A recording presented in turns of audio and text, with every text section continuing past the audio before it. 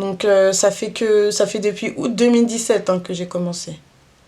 Août 2017. Vous voyez.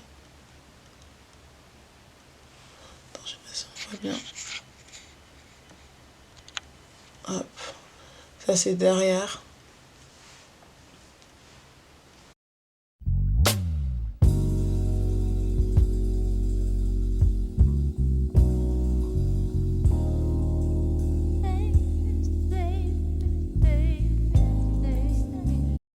Salut à tous, j'espère que vous allez bien. Moi je vais très bien. Donc on se retrouve ensemble pour pouvoir faire un bilan au niveau de mes locks. Voir comment ça va, si ça a poussé. Quel produit j'utilise aussi, je vais essayer de vous parler de ce que je mets. Et mon ressenti dans la vie de tous les jours. Voilà, je vais essayer de faire un point global sur tout ça. Mon ressenti. Donc mon ressenti aujourd'hui, moi qui avais l'habitude de changer de coiffure tout le temps, je me rends compte que des fois, je peux pas... Par exemple, la dernière fois, j'étais en train de me dire, ah oui, pour cet été, j'aurais bien voulu me faire des mèches. Mais non, en fait, je pourrais pas. Enfin, peut-être que je peux, mais dans tous les cas, voilà, ça va faire un rendu assez bizarre. J'ai abandonné l'idée. Mais en même temps, avoir ses cheveux, en fait, ça fait du bien parce que je me dis, des fois que genre ça, c'est mes cheveux, en fait.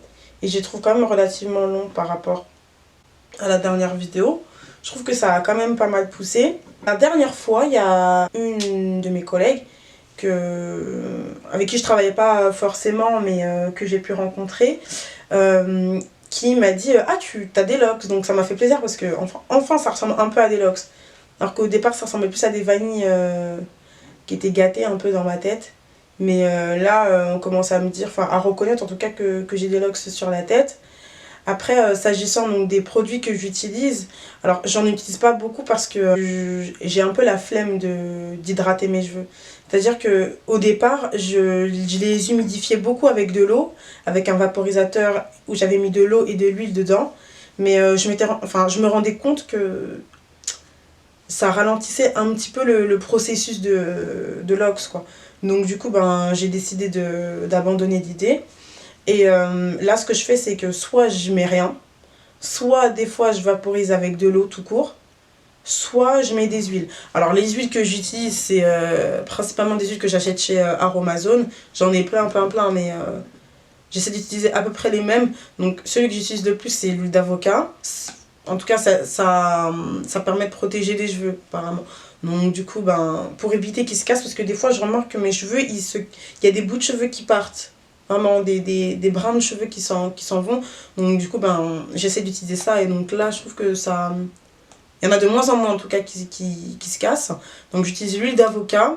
Alors j'utilise naturellement, donc ça veut dire que j'en mets un peu sur ma paume de main. Après je tourne ma main comme ça pour essayer de chauffer un peu l'huile. Et puis après j'applique sur toute ma longueur de cheveux. Ensuite ce que j'utilise aussi c'est l'huile d'aloe vera. L'huile d'aloe vera je l'utilise... avant je la mettais un peu sur ma peau quand j'avais pas envie de mettre de la crème par exemple, donc je mettais un peu de l'huile d'aloe vera, et maintenant j'utilise un peu sur mes cheveux parce qu'apparemment ça nourrit aussi les cheveux, donc voilà, donc j'en mets un petit peu au même titre que l'huile d'avocat. Et ma mère, je sais qu'elle me met une mixture entre le beurre de mangue, l'huile d'aloe vera, elle met aussi un conditionneur dedans, elle mélange. Et ça fait une sorte de pâte mi-liquide, mi-crémeuse. Elle me la met sur toute ma longueur, de la racine jusqu'à la longueur, jusqu'au bout, aux pointes des cheveux. Et ça nourrit vraiment très bien mes cheveux. Là, hier, ce que j'ai fait, c'est que j'ai fait un soin protéiné. Ma mère, elle m'a mis un œuf et elle m'a mis la mayonnaise. Vous savez, le gros pot de mayonnaise qu'on achète à Château d'Eau ou des trucs comme ça, ou dans les coins exotiques. Et elle m'a mis ça sur les cheveux, un bonnet et puis un casque chauffant. Et je suis restée pendant 1 heure avec. Et puis après, j'ai rincé. Là, je vais vous montrer un peu mes cheveux. Voilà. Je trouve que par rapport à la première vidéo, ça a quand même poussé, hein, non? Ça s'est épaissi en tout cas. Je trouve que ça s'est épaissi. Derrière, ça a plus pris en longueur, je trouve. parce que ça tombe là, alors qu'avant ça tombait pas là. Et au niveau des... Alors je trouve qu'il y a une différence entre les cheveux de devant et les cheveux de derrière. Mais en même temps parce que mes cheveux de devant, ils sont plus mélangés, parce que j'ai un mélange de ma mère et mon père. Et derrière c'est plus crépu, vraiment crépu. Et quand c'est crépu, ça prend vraiment bien quoi. Vous voyez là, genre c'est dur, vraiment dur. Là c'est dur. Mais devant... Franchement, j'ai l'impression que rien n'a pris quoi.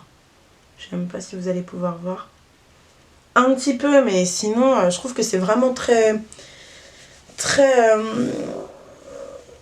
lisse. Vous voyez, c'est très lisse et j'ai l'impression que je peux mettre mon doigt et que ça se défait quoi. Donc voilà. Et puis en même temps, j'essaye de pas trop les tourner parce que j'ai l'impression que si je les tourne trop, ça va s'affiner. Et moi, j'aime bien quand c'est épais. Bon, là, ça donne rien, mais le plus souvent, quand je suis au travail, je peux les attacher ou je peux mettre un foulard. Parce qu'à mon travail ou à l'école, j'ai la possibilité de faire les deux. Vu que le foulard n'est pas interdit. Donc voilà, donc soit j'attache, soit je mets mon foulard. Mais je sais pas si je les tourne pas, est-ce que ça va ralentir ma mère qui m'appelle. J'ai l'impression que si je les tourne trop, en fait ça va s'affiner. Et que à la racine ça va se casser quoi. Donc, mais en même temps si je ne tourne pas, ça va jamais devenir des locks. Donc il faut vraiment que je les tourne. La prochaine fois, il faudrait que j'essaye de parler des soins. Où j'essaierai de faire une vidéo vraiment avec les soins que je fais et comment j'applique mes produits. Après, les soins que j'applique sur mes cheveux, c'est aussi valable pour les personnes qui n'ont pas de locks, donc qui ont des cheveux crépus. Mais c'est vrai qu'il faut que vous fassiez aussi le test de la porosité. Donc je trouve que c'est long quand même, hein, par rapport à avant.